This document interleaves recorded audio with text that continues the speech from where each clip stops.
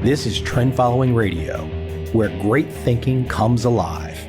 Nobel Prize winners, legendary traders, best-selling authors, and the pros that know what drive us irrational human beings.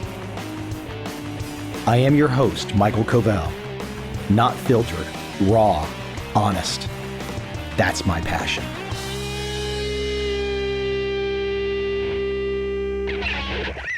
This is a fun conversation for me with an old friend of mine, someone I've known since we're teenagers. Mark Gjormand, the head baseball coach at James Madison High School in Vienna, Virginia. Mark is affectionately known as Pudge, though when I was a kid, I always called him Mark, so I think Pudge came later, or I never called him that. Maybe he would kick my butt for not referring to him as Pudge. I know everyone else pretty much does. But Mark is a damn accomplished high school baseball coach. We're talking 3 state championships in the state of Virginia. We're talking the Hall of Fame, high school Hall of Fame for baseball coaches. That's insane. That's awesome. He has been coaching for 26, 27 years. Young guy, early 50s, just getting started.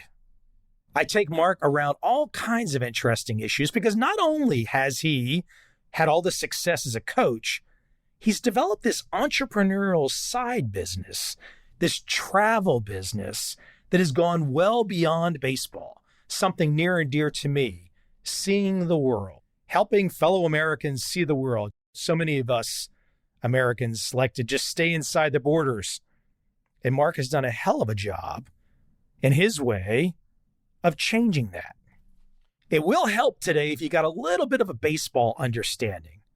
But I think, if anything, you'll feel the passion. The passion from me, the passion from Mark. Because look, this attitude of going out on the field to win, damn it, that's all there really is. Oh, I know, friends and family, yes, of course. That's all terribly important. But at the end of the day, competing for the chance to win, lose, or draw. That's fun. Life has got to be fun. And I think my friend today, Mark Gjormand, has a lot of fun coaching baseball. And I think for those of you that know something about baseball, you're going to be surprised at all the name dropping in this conversation. A hell of a lot of name dropping. And some name dropping that you might not yet know about in pro baseball that's coming soon. Without any further delay, let's jump right into my conversation with Mark Pudge Gjormand of James Madison High School in Vienna, Virginia. I hope you enjoy this conversation.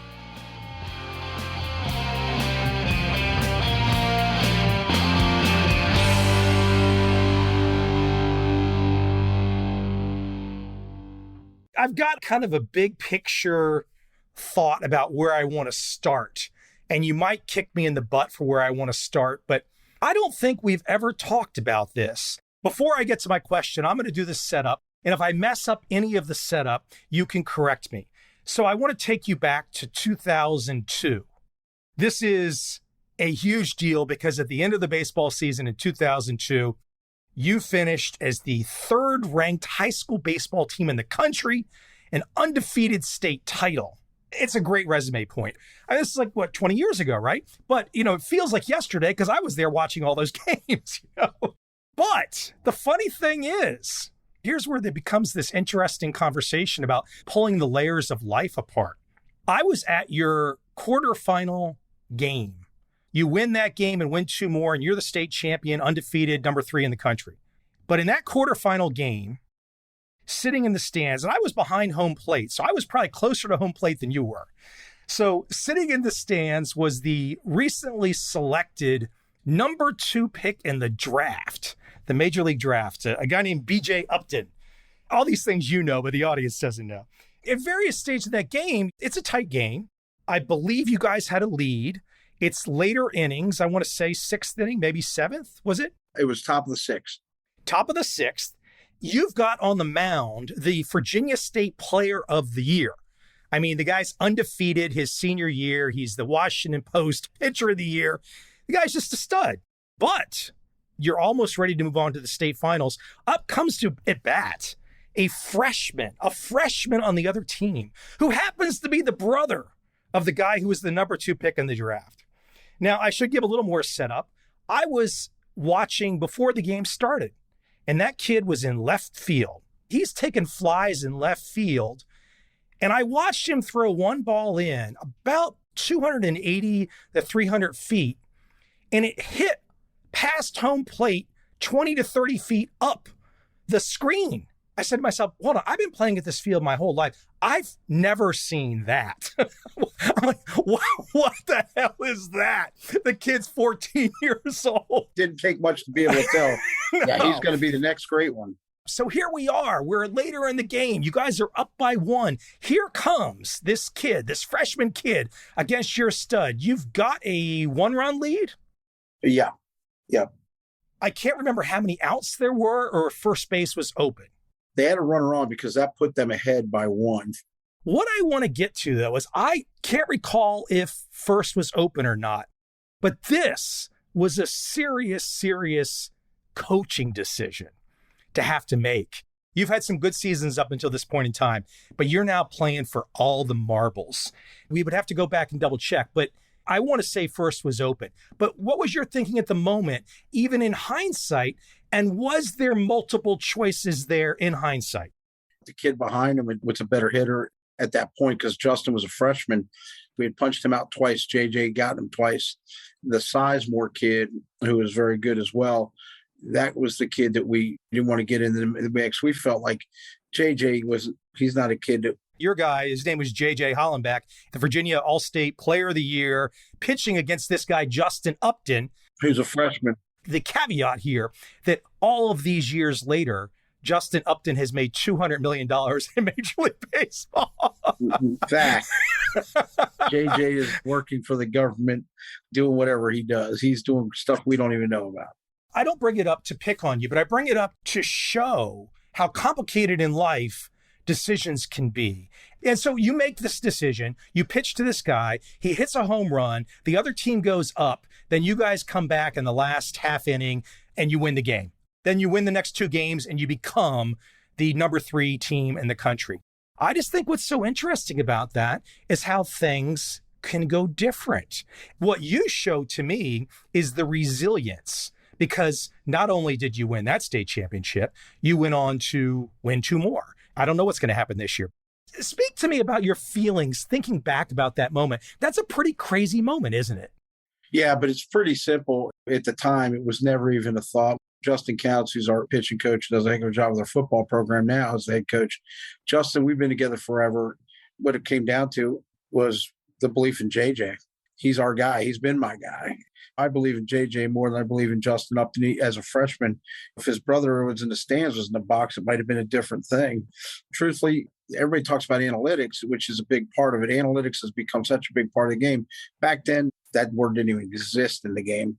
You have to go with your gut. And I still think a lot of people get themselves in trouble today not coaching from their gut sometimes, because you can't measure a kid's heart or his competitive nature.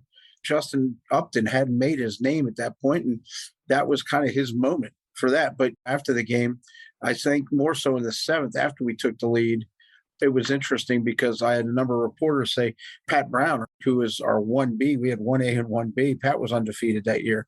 Here you got a 6'4" kid who's undefeated in the bullpen. They're like, why didn't you bring him in to close in the 7th? JJ looked like he was on fumes. It's funny. I always said, you don't know JJ. Like, were you going to go to the mound and tell him? Because he probably would have punched me in the face. He was that competitive. Here's my thing. I told the reporters that day, JJ's my guy. I can go to my grave knowing that I had JJ on the bump. But if I'd have pulled him and we didn't win that game, then the rest of my life I would wonder, what if I would have stayed with JJ, who is the ultimate warrior? That's the answer right there. Because people forget that it's these binary choices. But if you would have gone the other direction. Yeah. There are a lot of decisions made along that way. You don't think about it until afterward when you look back. And now the farther we get away from it, that team was just named last year by Baseball America, #1 team in state of Virginia history, one of the top 50 teams of all time in the country.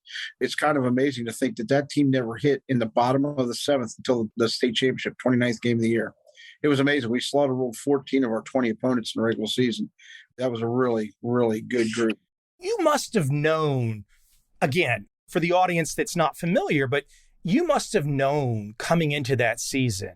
I mean, you didn't know you were going to go undefeated. You didn't know you were going to finish number 3 in the country, but you knew you had a really good team. Oh, yeah, we knew. The other thing is, not only we have a really good team, we had our heart broken the year before in the playoffs. Big upset, not embarrassed by the opponent to beat us, but just embarrassed that we went out that early in the regional. We had lost the conference championship. We were upset. We got upset there, and then we turned around and lost the next round to a Washington Elite team, to a pitcher that was very hot. And it was a team that we felt, I think we kind of had that hangover. And as a coach, I didn't do a great job of back then getting us ready in 2001. I was feeling sorry for myself, I think. We all were. So you lose that game and it eats at you for a year. The stage was set. The chip was this big on our shoulder. So when you have a talented team that has a chip on their shoulder like that, I mean, when that season, the only question we had was, is Johnny Ayers going to play third or right field? And is Alan Wimmer going to play third or right field? Other than that, everything else was locked in stone. And Johnny tells us now, who's running his own $3 billion company, he just said, I was never going to play outfield because I was awful in the outfield. It was pretty funny. He said that decision was already made, but the chip was there. It's funny, if it was today, Mike, that was the first time we'd ever broken into the top 25. When I interviewed for the job, I told him we wanted to become a national program. I said, how are you going to do it? And I said, hire me and I'll show you. No, I'm not going to tell you. And they said it could never be done in a smaller school in a smaller town. And to be honest with you, if it was today, we'd have been the national champion, being that we've built this reputation over time and we've been in those rankings a number of times. Texas had lost a game, and USA Today, Chris Lawler was named. Basically, they kind of said, if you run the table, you got a legitimate shot at winning this. Elkins, who had a great team, but they probably had more big-time D1 players than we did. But 1 and 2 was irrelevant who 2 was. But to this day, we feel like we were national champion. Watching most of those games in that 2002 season, there was a certain eye of the tiger. I bring up the example with Justin Upton. It wasn't really a surprise watching that game in person that you came back and won. It felt like all the games, there was something about that team that just moving forward, no matter what. Now, I did end up watching, before I moved, I ended up watching several other seasons. And I felt like after you have that phenomenal season, this kind of is a shift in coaching. So here I do this big setup for you, early on in the career. And now you have all this success. Number 3, arguably from your perspective, number 1. But then a few seasons after, okay, you start to reload and everything. Do you think there was a certain pressure for some of the other guys coming along in the following seasons that they had to live up to that? Man, you're really good. You're really good. It's still there today. It exists today. The team we had last year, 2020 might have been the best team I've ever coached, but we didn't get to play because of COVID. So we'll never know. But in terms of talent, pure talent, that team was going to be ridiculous. Nobody's ever gone undefeated since. I don't think anybody will. That's the only team that's ever done it in state history to go 29-0. It resonates. Last year, as soon as we won the state title, guys would ask throughout the season, Coach, who's better, us or 02? And the 02 guys all came out to the regional championship and came out and met these guys afterward. It was a really cool moment, because the bar was set in 02. That was kind of the standard. And it was hard at the beginning. I didn't realize it. And then I realized, you know what? I started changing the message a little bit a few years later. And it was after you were at, I think, the 07 game against Oakton when you were there. I felt some of the pressure being in the stands at that game. Yeah. Our message now is we want to win it with this group. The tradition is great, but I haven't won it with you guys. I want to win it with you guys, with this team. You really have to get locked in a moment. Now, you can use the 02. Last year, before the state championship, JJ came in and spoke to the team. Johnny Ayers spoke a few weeks earlier, BT Good. Those guys come back and they speak to them and they talk to them. And it's pretty cool because the talks are more about life, business. Johnny built his business based off of the foundation of Madison baseball. And so these guys are getting those kind of messages now, which kind of goes back to what you were asking me earlier about, don't let this be the greatest thing you've ever done. These kids now are seeing these guys, lawyers, doctors, entrepreneurs, and they're doing great things in business. But it was funny. I'll never forget this. Last year, we're sitting in the stands. We had a team get together. James had already been drafted by the Cubs, and we were getting ready to break up. And we're on the bleachers. We had a picnic at the baseball field. It was in July. It was right before James was getting ready to leave. And that's James Triantos with the Cubs. And James had a perfect game in the state championship. So with the one out in the 7th, I mean, this kid the best player I've ever not only coached, but ever seen in high school baseball. And that's saying something because I've been doing it a while. He looked at me and he said, "All right, coach, we want to know if I'm on the mound, Hollenbeck's on the mound, who wins? If we play the 0-2 team." So it was still there. And I thought Justin Council jumped in and gave the best answer. I said, "Justin, what do you got? What do you think?" And he said, "That's easy. This team wins because those guys are 40 now." So I don't know if we'll ever answer that. I will say this. I would pay a lot of money to watch Triantos versus Hollenbeck for sure. This is an interesting challenge for a guy like you. So we're bringing up, for some people that aren't familiar with your story, familiar with all the things we're talking about, but they're getting a feel for what I'm driving at. And I think the interesting part for you as a coach is when you do this so long, how do you, I don't want to use the word trick, but I don't know if I have a better word. How do you trick yourself that each season is the new season, the new group of guys? I mean, if I look at like Belichick with the Patriots, he must have a way of staying in the moment. How do we make sure, and I'm talking about you even, how do you not allow yourself to, okay, last season's gone, now we're here? It's an interesting process to face that every year, especially when you're trying to achieve like you are, because you've never told me this, but you've only got one goal now, which is to win the state title. We started a little motto last year. One of my assistant coaches who played for me back in TJ Ursom said, "Coach, I think we ought to change it because that last game, if you don't win the last game, the locker room is really tough because these kids pour their hearts into it. Madison baseball is a big part of their life. The seniors get their opportunity to speak before the." TJ said, "Coach, I think we ought to just go one goal. Our goal should be win the last game." And I like that. That became a kind of motto last year. We were also playing for all those 2020 seniors that had graduated. We were really carrying it last year. And you kind of come up with a new mission for each group, but the ultimate goal is to win the last game. And this year is WTLG 22. And if you do that, you got to win those games in between, and you're going to have ups and downs and peaks and valleys. The goal can never be undefeated because that would be ridiculous. You'd be setting them up for failure. And that's why I listen, I study the Nick Sabans of the world, the Mike Krzyzewskis. I study guys that have been unsuccessful to see the things that over time that have made them, why are they not successful? And the one thing that rings true is I thought Coach K said this best many years ago.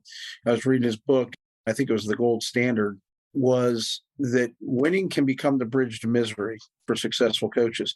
And you cannot let that happen with your players because it's not fair to them. I think there's a passion inside. I want to be successful. I feel like I got to prove myself. Gary Ward coached at Oklahoma State way back in the day. I had a chance in 1998 to sit down with him at a conference in Gaithersburg. I drove over. I was probably the only guy there from Northern Virginia. It was this little conference in Gaithersburg, and Gary Ward, I'm like, "Man, can I buy you lunch? Can we sit down?" And he was nice enough to do that. And baseball coaches love talking baseball. So that's a trick for any young coach, because if somebody comes up and asks me, I'll sit down with them for an hour and talk if they want to talk. And I've done it. Gary just said to me, "Look, Coach, here's the best advice. I went to 10 College World Series, didn't win one. Pete Incaviglia, Robin Ventura, all these guys." He said, "Don't judge your career. Every year, reevaluate yourself. You have to adapt and adjust." And I've gotten that from a lot of great coaches with each team. But at the end of your career, there'll be time to look back. And when you look back, you're going to realize that some of your best teams didn't finish, didn't win a state championship. And you'll find that some of your teams that you weren't sure were going to be great, or they were a little young, grew up quickly and overachieved. The goal is to overachieve every year. I think winning a state championship, really most years you overachieve. Last year, we were set up for failure. We were supposed to do that. Everybody put us up. We're Madison. And that was, I think, the coolest thing about that. And I told the guys, I took a different approach. We're set up for failure, guys. And guess what, man? We're going to get through it. And I think epic people do epic stuff. Why is this attitude that you're telling me? I'm not trying to be controversial here, but why is this attitude you're giving me, all these stories, the metaphors, all the interesting nuggets from other coaches? Why is this not a conversation we're having more in popular culture? It seems a lot more productive to be looking at the ups and downs of life that we know are going to come. We know we're going to have to overcome them. There's going to be struggles, because you and I are roughly the same age, growing up at the same time, playing against each other, probably in some of the local leagues and stuff. It seems like a little bit of that passion to get past the hurdle. It seems less and less in society. So I'm happy that when I hear you say it, and we're talking about baseball, but it's really bigger than baseball. Man, I couldn't agree more. I think what it is, I think as a culture, we've gotten soft. You have to start a camp or a game in a camp with young kids and say, hey, it's okay if you don't win or not going to be upset. And everybody's getting a trophy today. That's sad, man. I mean, what I like to tell them is, look, it's okay to compete. That's my message to everybody. It's okay to compete. Go compete. And you know what? There's going to be a winner. There's going to be a loser. Average isn't acceptable. I used to drop my kids off school, and the only thing I would tell my daughter and my two boys was when they get out of the car, even in elementary school, hey, don't be average, make a difference. The message I give my players today, we talk every Friday. I promote communication. I'm big on it. Do the right thing because it's the right thing to do. If you see a kid sitting next to you who's new to school and he's sitting by himself, go invite him to eat lunch with you. Kids that leave the trash on the table, pick up the trash. I mean, just little things that we would take for granted. We've lost a lot of that little stuff. We have. I try to get involved as much as I can in things outside of baseball because I think I have a platform to make a difference. I think we all do. I think we just got to reset our focus and relock it in. You prepare people to perform, all walks of life. You know, whether it's in a baseball game, in a baseball field, they say umpire says play ball, but we prepare you in practice to perform. We prepare you in the workplace to perform. And if you don't do your job, then you're failing and everybody around you is failing. But as much as you can prepare some kid, could have been me back in the day, whatever, there's also got to be this internal motivation. For example, let's bring up the kid, call him a kid, but that's not fair. He just signed a really nice contract with the Cubs, second-round pick who just helped your team win the state title less than a year ago, James Madison. I first heard about him from my sister, and here I am in Asia. My sister was like, oh, yeah, he's really good. I told my sister, I was like, well, how big is he? And she's like, I don't know, like 5'10", 180 pounds or something. I'm like, those guys, that size, that's a dime a dozen. It's not like Pete Sherrick size or something like that. There's no way he's that good. There's no way. You know? So then I start watching the games. By the end, I'm like, damn, that guy's good.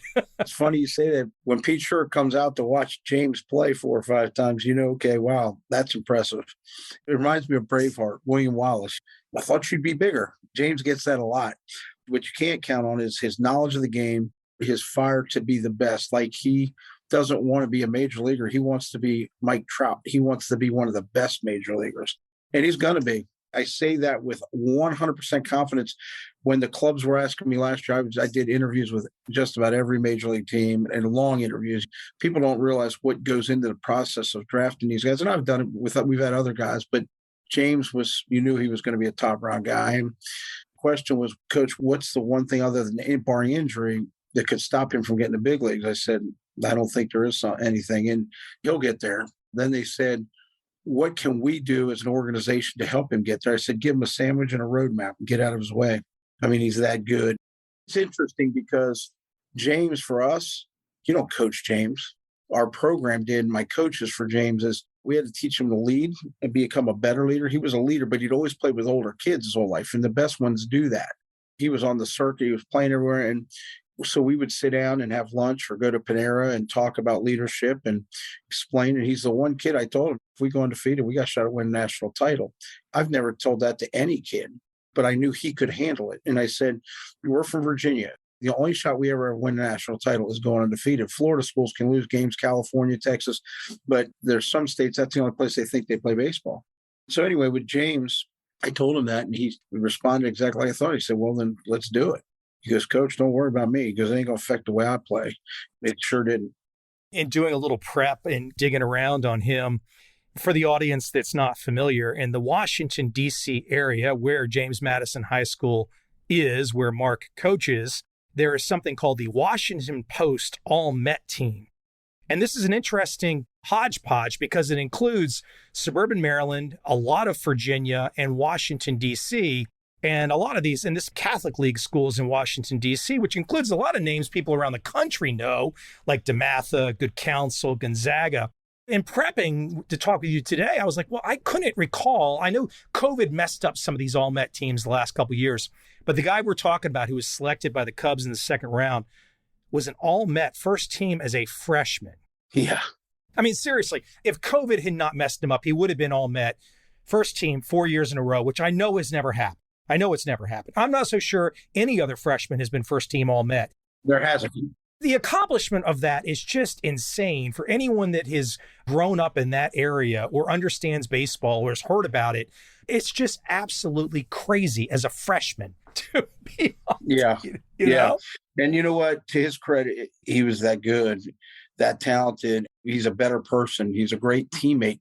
Usually you get a kid like that, and I'll tell you, this is where he grew as a leader.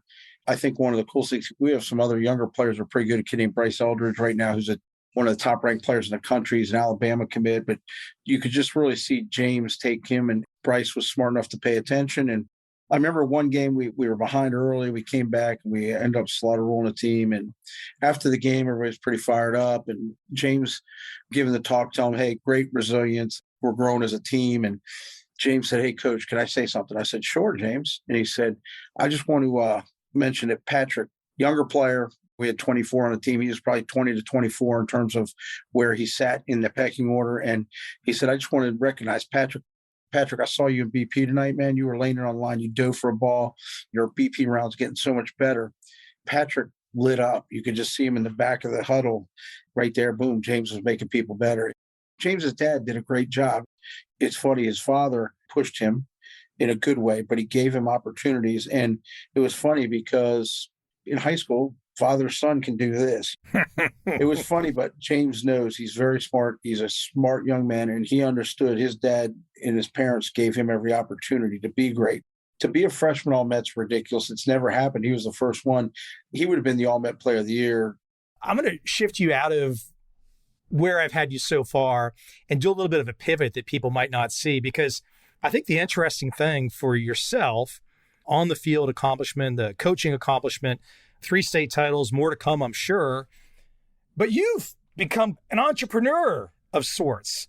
You've gone down this path that I don't think most people that know you or saw you coaching saw this coming. I want you to describe what the business is exactly, but essentially, the way I read it, you developed a love of traveling, and then you realized, hey, what if we can move sports teams around to different parts of the globe for either tournaments or exhibitions or whatnot? And then you started to say, well, let's go beyond baseball. Let's go beyond boys. It's an amazing pivot. How did that first happen? When I first took the job at Madison, we started a program called the Vienna Mustangs. What I learned from Augie Garrido out on the West Coast and Rich Hoffman, who's the winningest, he was A-Rod's high school coach. Coach Hoffman is the winningest coach in high school history. So I picked their brain one night. We were in a tournament, spring break tournament. I was an assistant coach. I said, when I get the head job, what's your best advice? I'm getting close. I feel like I'm almost ready. And they all said, get your kids playing together. They got to play together throughout the years. That was kind of the main part. And we hadn't come to Virginia yet. You were kind of the point person for the travel direction in Virginia. Yeah, I'm the guy to blame, I think. Mr. Coons had a team from O'Connell that he took and kind of did some travel with. I would say they probably did it first, but the bottom line was teams were doing AAU back then and travel, and it was coming, but it hadn't hit Vienna. And as you well know, Vienna is very locked in its tradition, Little League, Babe Ruth, high school, and Legion. Madison was 1 in 19 or 2 years before. Our players weren't getting invited to play Legion as much and things. I needed to get my kids and give them a shot of self-confidence. The first thing they asked was, can we play together? So anyway, started Vienna Mustangs. A man named Fred Hayden, incredible friend of mine. They started it, did it. The kids, we were playing in Cocoa Beach in 2000. We traveled a little bit. We started doing it. Then all of a sudden, teams started popping up everywhere because back then we had to go play like the Virginia, the Drillers, or the Oriolanders from Maryland. Like there was no teams around that play. But we went down to Virginia Beach. They were our arch rival, and they had Ryan Zimmerman and David Wright and all these guys. So we're down at Cocoa Beach at a tournament, an international tournament. Fred looked at me and said, Mark, this thing's going global, man. He's a very successful businessman. He said, it's going global. I'm telling you, you're going to be doing this internationally. So he kind of put that there.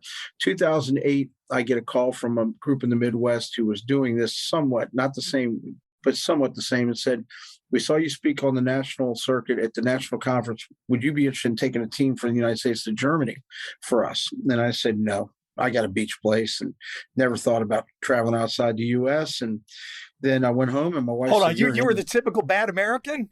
Yeah, I was a typical bad American. Like, I mean, what an idiot I was. And my wife looked at me and she said, Mark, I've been to Europe. I went backpacking. She goes, you got to think about this. I'm telling you, this is big. And I called him back. I said, well, I don't want to go with just kids I don't know. What if I put together a team, some parents, they thought about it. They said, you know what? We don't think you can do it, but we'll give you the opportunity. So sure enough, I did. The first team I took to Germany, we toured Germany. I'm over there. It was the most incredible thing. I was scared to death. I'm like, how am I going to know the language? How am I going to get by through a week? How old were you when you were experiencing this? Late 30s? Late 30s, yeah, something like that. We're over there. And man, when the national anthem hits in the USA and the kids break the huddle, man, it was like nothing I'd ever done before. I was addicted right then. The whole week was so magical. Going to Heidelberg, being in Munich, the history that's still there. I mean, we went to Dachau. We showed the kids concentration camp. And that's when I was like, this is much more powerful than just baseball. Baseball became a small part of it. So anyway, I did 2 more tours with them. I realized some business people that were on these trips with me sat me down and said, well, I was walking through Florence with a friend named Russ Ramsey. Russ is a very successful business person here at FBR. And he said, hey, man, you need to do this. He goes, you can do it better. And so we started it. Now we own MVP International. It also, I have a baseball school. There's the MVP brand. And I've had the baseball school since 2002. And camps, I speak across the country. I really enjoy speaking with coaches and conferences. But the international, it's just, that's the one. It's a pivot because it's like, okay, yeah, it's connected to coaching, but it's an entirely different passion once you start to navigate the planet, so to speak. Now you've expanded beyond just your teams to girls' teams, different sports.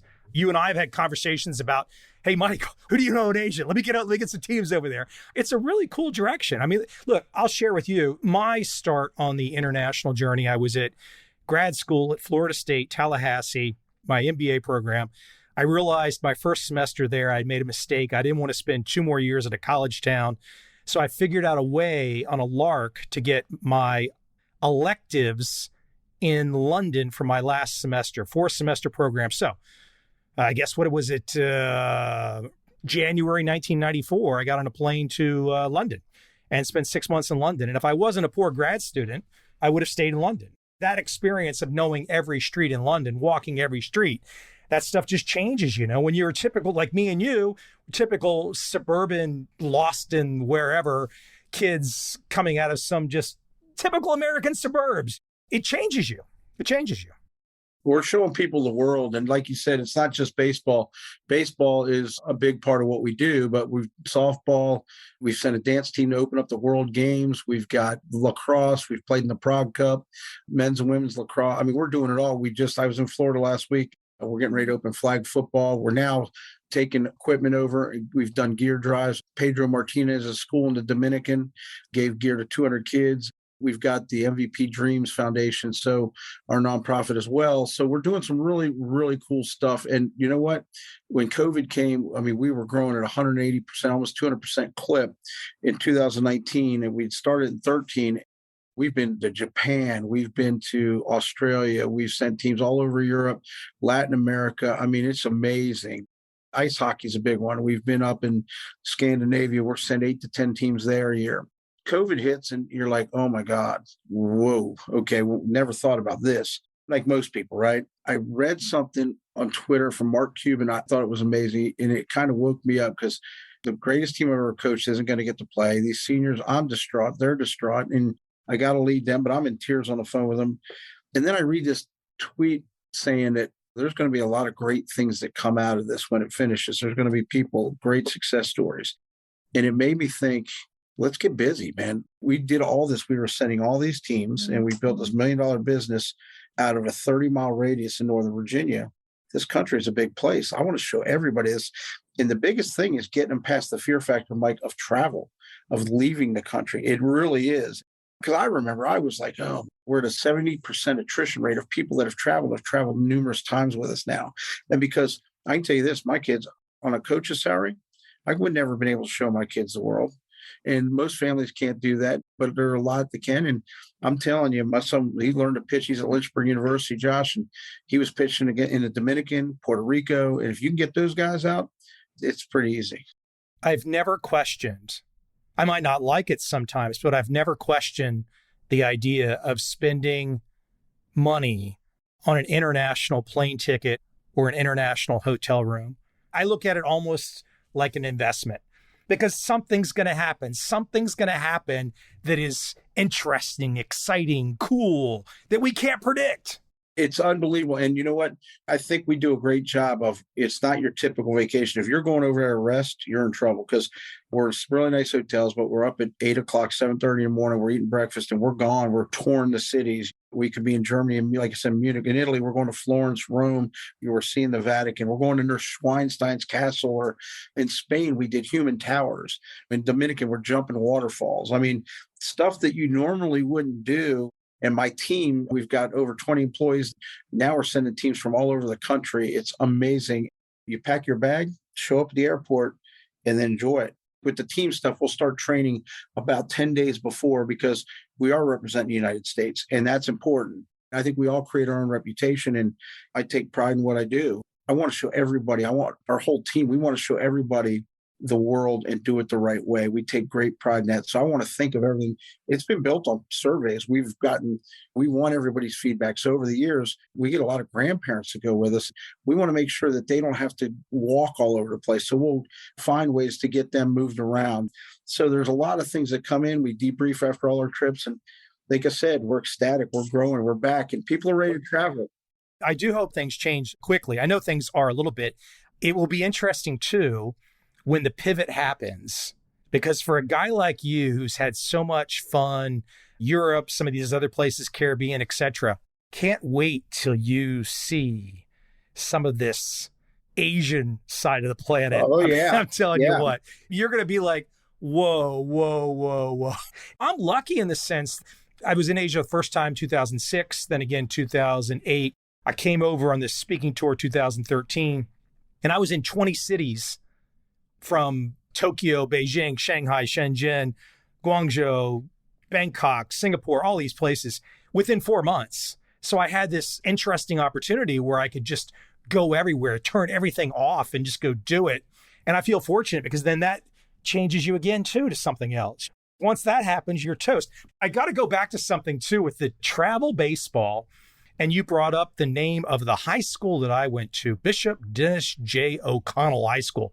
And you brought up the name of a coach who was coaching the baseball team when I was a freshman.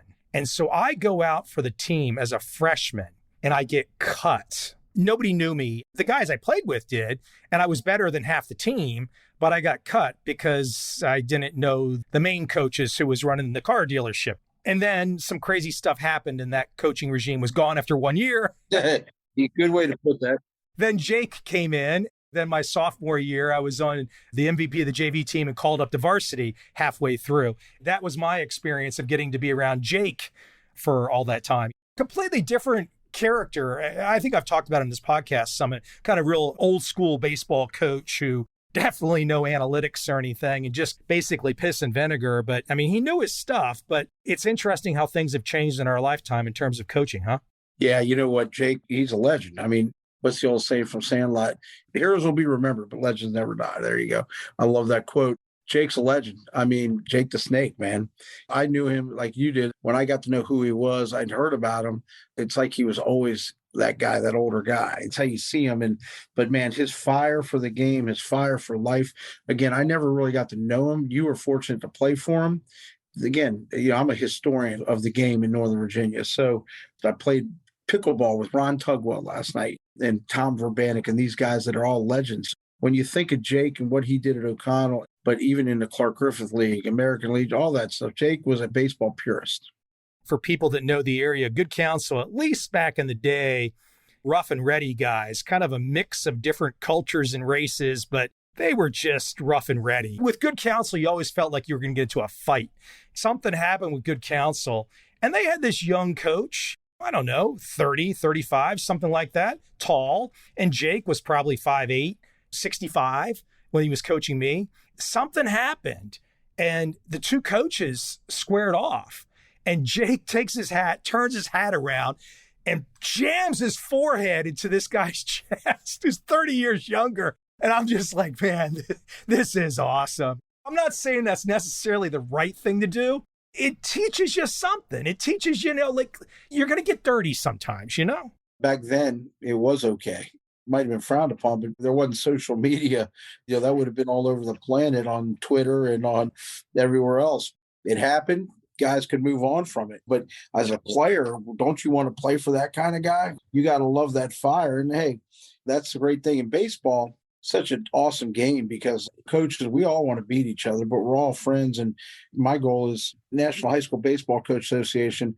It's been such a blessing for me. I was president. I've been on the executive committee, and you get to know all these coaches, and we're all best friends, but we play nationally. Like if I go down to Florida and play Todd Fitzgerald with Stoneman Douglas, I was just down there talking to his team last week.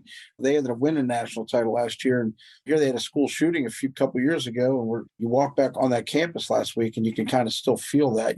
Those things happen. Now, if you fight on the field, it's all over. But guys in baseball can want to beat each other. We're still best friends. I'm not saying everybody, but for the most part, we all have great relationships. I agree with that. I think that was maybe something I took away from baseball, too. You could be super competitive at a place like O'Connell. You were really around with so many different faces at so many different schools, kind of like a travel team, as you mentioned. I just remember the competition. I don't really remember despising anyone or hating anyone. It was more like, oh, they got us or we got them. It was that kind of thing. There's winners and there's losers. It's okay. Like we said, it's funny. We mentioned travel ball now. There's so many teams. There's over 500-600 teams just alone in Northern Virginia. And I don't even call it MVP. We have 42 teams in my organization that we develop now, the high school coaches, and we've got some wonderful coaches, but we call it AP baseball, kind of like AP history, AP English. We call it advanced placement baseball. A little more coaching, a little more intensity than a normal house league setting. We're trying to get kids placed in college, which is something we've had a lot of success doing. Again, we're helping people, and the term travel, I kind of wish it would go away because, yeah, you do some traveling, but really, man, there's just great baseball right here in the hub of Northern Virginia now. You're not stopping anytime soon. I don't want to hear any early retirement or something in the future. I look at it right now because, again, we're like the same age. I don't ever think about retiring. There's no reason. You should be doing this when you're 100. Why not? If you can walk, if you can talk, if you can think, as long as you're sharp, why ever stop? Yeah, I don't get it. It's funny. I've gotten to that point. I used to be almost like yesterday. I was the youngest coach in the room. I was around the Ron Tugwells and the Danny Griles and Tom Verbaniks. And I've kind of obviously transitioned, and age is undefeated, but I feel like I'm at my best right now. I really do. I think as you get older, you get wiser, and you take all this knowledge and make it your own. You pick what other people are doing. And I watched 3 or 4 high school practices last week in Florida of guys that I respect. I always get excited to come back and make it my own with my team. I love coaching at Madison High School. I've been there. This is my 27th season. I'm a Vienna guy. I grew up in Vienna. I'm living the dream. Transitioning out of the daytime stuff. I always said when I can't do it the way I want to do it, and I don't think I'm able to give back to kids the way it needs to, I would get out, but I don't see that happening. And you kind of just won the state title last year, so I don't think you've reached peak Mark yet. I don't think so. My former players are my coaches. There's a way we do it. We coach. We're good together. Madison High School right now, man, in general, your nephew's, he benefited from that. He's going to play football at University of Virginia, and we're hitting on all cylinders. Mr. Kenny, our athletic director, our principal, Mr. Hood, they've done such a great job of putting together an incredible group of leaders in the coaching staff. We're hitting on all cylinders in Northern Virginia. All cylinders for sure.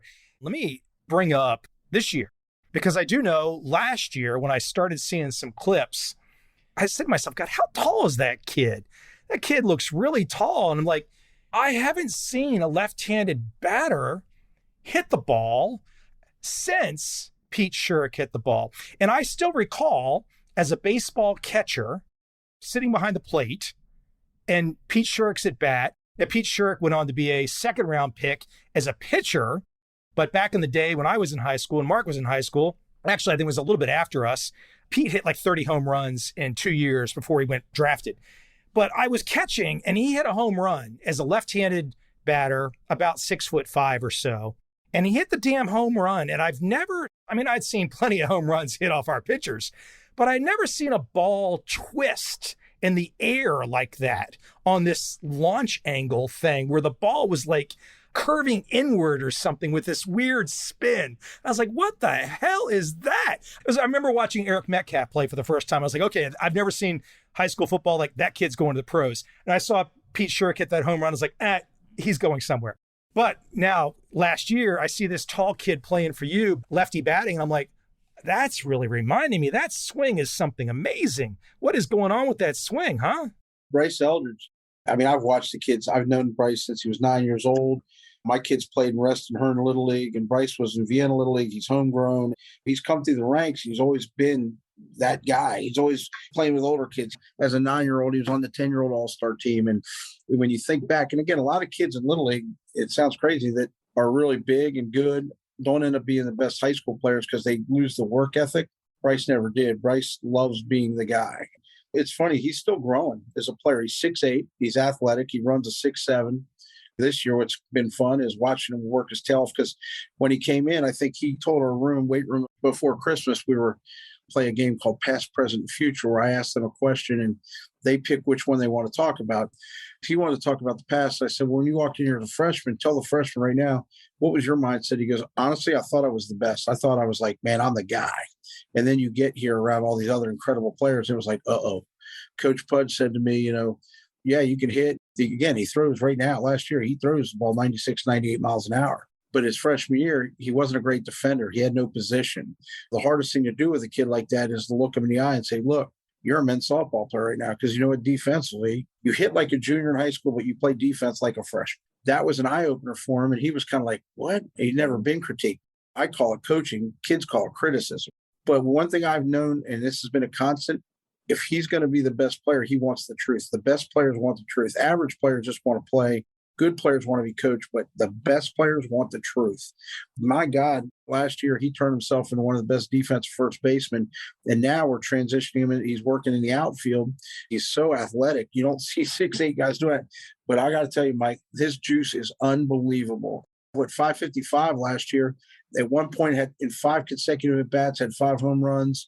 He got intentionally walked 5 times in one game, which was... Let me stop you for a second, because I think some people listening, go find some of these video clips on Twitter of Bryce Eldridge hitting. People might be thinking, Mike, you and Mark are talking about this high school kid hitting. Well, first off, we just talked about this other guy, James Triantos, who was just selected by the Cubs in the second round last year. Okay, the guy we're talking about now, I don't want to put undue expectations on a junior in high school, but Mark is not exaggerating. The kid is 6'8", and he is throwing that fast. And his swing, I mean, I don't know what he will end up doing at the next levels of baseball, but his swing is something just beautiful. It's a beautiful looking swing. You don't see swings like that. You know this, Mark. You can go decades and not see a kid swing like that. 100%. Like I said last year, we're just going through a run where we've got those guys. And I mean, it happens from programs. I don't know. They say you get that guy. And well, this is the best analogy I could use. I felt like last year we had the ace of spades with James, the king of spades and Colin Tuft, who's now at UVA, and the queen of spades with Bryce. In that game of spades, when you hold the ace, the king, the queen, you're going to win a whole lot of hands. Now, Bryce has moved up to the ace of spades. His time's coming. We talk about pressure all the time. There's 2 things you can do with pressure. You can feel it or you can apply it. We really focus on applying it. And that's what Bryce does a great job. And again, he's still growing mentally. I mean, what you got to realize, committed to Alabama as a freshman in the SEC conference. Do I think he'll be on that campus? Probably not. But I think he's going to be a first rounder. I'm not just throwing it out there. I'll be surprised if he's not. But again, you know what? Bryce and I talk one-on-one quite a bit, because you have to. You have to handle him a little differently than you handle other guys, because you know what? He needs that time. And the thing I tell him is enjoy the process, like I did with Andy McGuire, Pete Nielsen, James, Colin. Enjoy the process of becoming a great player. Nick Saban said this a few weeks ago. Everybody wants to look at tomorrow. I'll do it tomorrow. Live in today, man. Just be a high school kid. Be a dude. Bryce loves his teammates. He loves the guys. Those are his boys. He's playing in his hometown, and so many opportunities out there. And during the summer, I'm in Florida last week, and it's funny because I'm at Stoneman Douglas, and they're loaded. They're like, oh, you coach Bryce Eldridge. And I'm like, it's amazing how these guys all know each other now. And it's funny. One of the kids turned around and said, man, that kid throws gas. After last year, again, look, you're talking about the kids in Florida, talking about your team in Virginia. Are you starting to face a situation where, obviously having all these conversations about college football with my nephew and seeing what's going on with college athletics and the transfer portal, do you start to have a situation where a lot of kids see your success and they say, damn, They tell mom and dad, move into this guy's district. I want to go play baseball for him. Does that kind of stuff start to happen these days? We have these conversations with a lot of my coaching friends around the country. And I just had this conversation with Todd Fitzgerald down in Stoneman last week.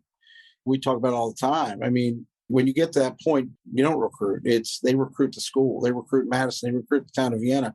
People, when they move, and when I say that, we get kids all the time that we just got a kid from California moved in, and they talk to our coaches like a kid. If I had a kid move to Alabama last year, he said, "Coach, where should I go?" I said, "You should go to Hoover." That's our responsibility, get them in the right place. You want to take care of them. When these guys move in, it's not our responsibility to talk them out of it, because if they're not playing for me, they're going to move to, rather have them on my team than go to Oakton. I think that's one of the misconceptions. And I think if you do it the right way, kids want discipline. They want to work. They want to be in an environment. If they're willing to buy a house in Vienna, it's hard because there are not many. What's interesting about what you've done, too, is bringing kids together and concentration of talent together. I think you and I can look back to growing up in the same area.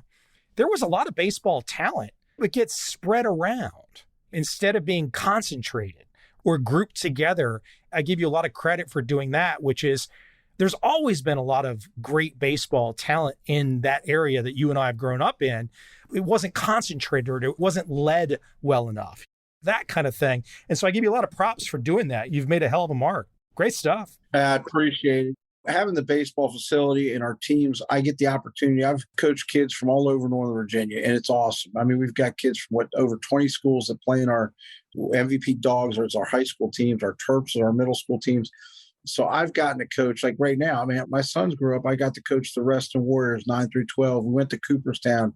And now one of the coolest things is watching my younger son, his team, the kids that went to Cooperstown with us, 3 of them are committed to Virginia already as they committed as freshmen. 6 of them are committed to college already, and they're juniors. And that means we did something right when they were younger. We taught them, gave them a baseline to show them. And again, people might think, oh, he's hard on these guys. I'm not hard on them. I'm disciplined.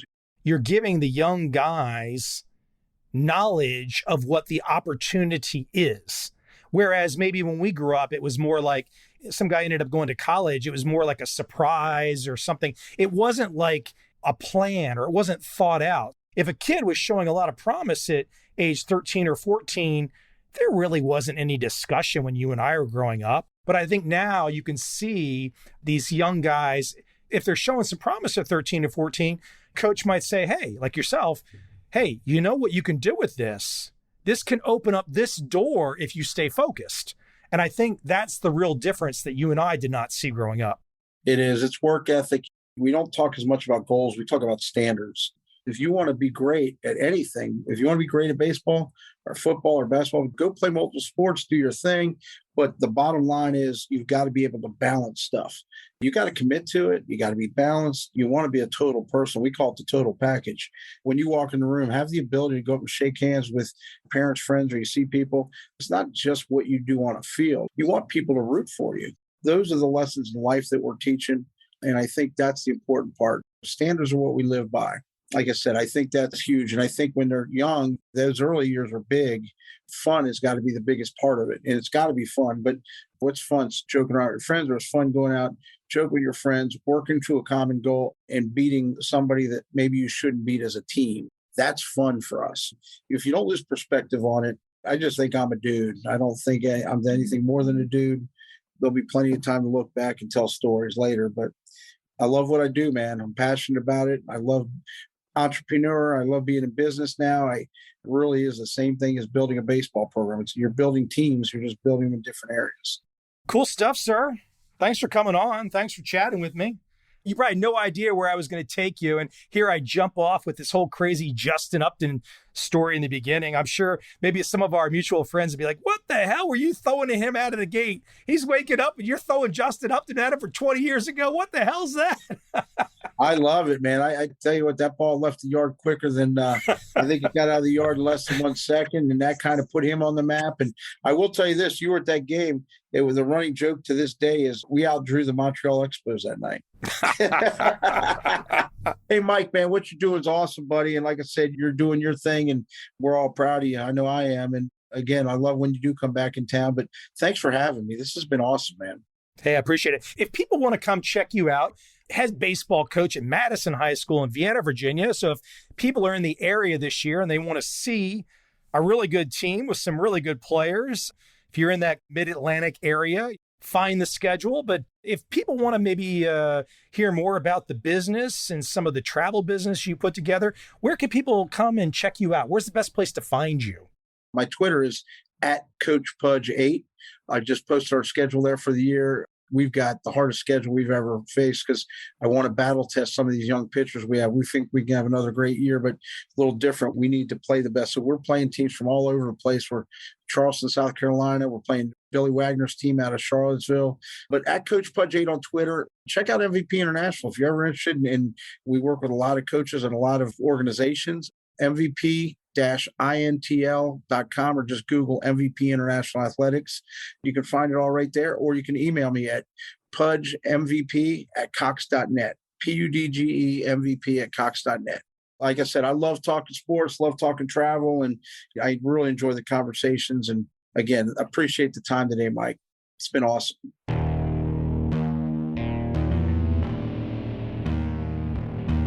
I see a time when those awake will understand how to make money in up, down, and surprise markets.